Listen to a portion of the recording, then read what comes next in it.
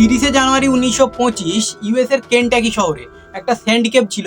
তো সেই স্যান্ড কেভের হাইট 5 ফুট, আর একটা আমেরিকান লোকের হাইট ছিল মোটামুটি 6 ফুট 7 ফুট তো হয়েই থাকে একটা আমেরিকান লোকের। তো সেই আমেরিকান লোকটি সেই স্যান্ড কেভের ভিতরে যায়। এবার ভিতরে যখন যাবে তখন তো আর হেঁটে যেতে পারবে না, কারণ হাইটের ব্যাপার আছে। সে হাঁটুতে চলে যায় এবং আমেরিকান লোকটি সেই গুহাতে কিছুর একটা কাজ করছিল। তো সেই আমেরিকান লোকটি হাঁটু গেড়ে কেভের ভিতরে যায় এবং কেভের ভিতরে যখন যায় তখন একটা স্যুট সেকশন ছিল। স্যুট সেকশনটা সেই আমেরিকান ব্যক্তিটাই খুঁড়ে নিজেই তৈরি করেছিল। তো স্যুট সেকশন পার করে একটা সেকশন ছিল, যে সেকশনটার নাম ছিল turn around section. Turn around section ছিল সব থেকে খতরনাক সেকশন। সেই টার্ন অ্যারাউন্ড সেকশনে বড় বড় এক্সপিরিয়েন্স কেভার যারা বা গুহা পরিচারক যারা, তারাও কিন্তু যেতে চাইতো না। মানে এই জায়গাটিকে তারা এতটাই ভয় করতো। কারণ টার্ন অ্যারাউন্ড নামটি কেন হয়, টার্ন অ্যারাউন্ড সেকশনটির হাইট ছিল মাত্র 9 ইঞ্চি। হ্যাঁ, মাত্র 9 ইঞ্চি। 9 ইঞ্চি মানে একটা 500 ml এর স্প্রাইটের বোতল এরকম হাইট। আর তার ভিতর দিয়ে যেতে হবে একটা 6-7 ফুটের লোককে, তার ভিতর দিয়ে যেতে হবে এবং তার ভিতর দিয়ে যখন যাবে তারপরে একটা চওড়া রাস্তা ছিল। তো সেইখানে শুধুমাত্র ফ্লয়েড ক্লয়েন্স ওই ব্যক্তিটি যেতে পারতো। তো ওই ব্যক্তিটি যায় সেই ফুটোর মধ্যে এবং ফুটোর ভিতর দিয়ে যখন ঢোকে তখন সে রাস্তা পায় এবং সে প্রত্যেক দিনের যেই কাজ, আসলে তারা গুহার ব্যবসা করতো। কারণ এই শহরটিতে যত ভ্রমণের লোক আসতো, যত বাইরে থেকে লোক আসতো, তারা গুহা দেখতে আসতো। তাই এরা নিজেদের গুহাকে পয়সা কামানোর জন্য আরও আকৃষ্ট করে তুলতো। আর এই গুহার পিছনেই ছিল একটা ক্রিস্টাল কেভ। হ্যাঁ, মানে প্রিস্টেন কেভ, এমন একটা কেভ যা নাকি পৃথিবীতে অস্তিত্ব রাখতো না, মানে এতটাই সুন্দর।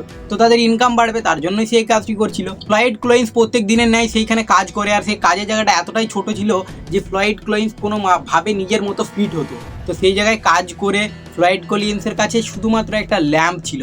হ্যাঁ, শুধুমাত্র একটা ল্যাম্প, আর সে 60 ফুট নিচে একটা গুহার ভিতরে একটা ল্যাম্পের সাহায্যে।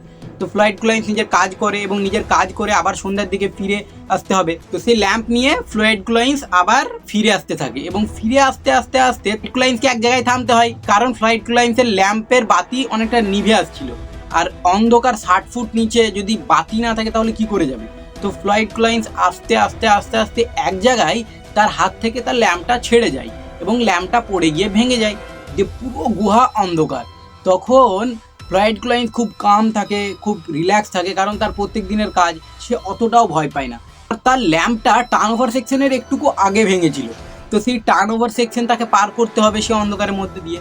কিন্তু সে এই জায়গা থেকে যখনই বার হতে যায় তার পাটি একটা ভঙ্গুর বা একটা নরম বা একটা হালকা পাথরের ওপর লাগে, আর সেই পাথরটা পুরোটা তার পায়ের ওপরে পড়ে যায়। পাথরটা এমনভাবে পড়ে যে পুরো পাথরটা তার পায়ের মধ্যে ফিট হয়ে যায়, মানে সে ওখান থেকে আর লড়তে পারছিল না।